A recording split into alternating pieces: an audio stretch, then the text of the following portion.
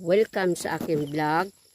Good afternoon guys. So andito kami ngayon sa bumibisita ko ulit dito sa farm namin, dito sa aking mga sister.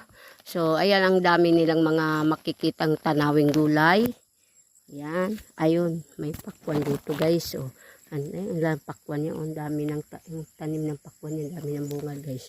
Ayun guys, pakwan niya, ang laki na guys, wow. Sabi, ang laki ng pakwan niya guys, wow.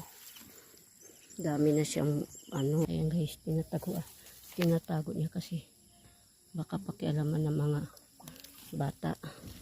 Kasi dami pupunta dito, ayan guys, Ayan ang pakwan niya guys, biyog, ayan guys, Ayan siya guys, ang laki na, ayan, dami ng bunga. Maliit pa lang siya guys, namumunga na.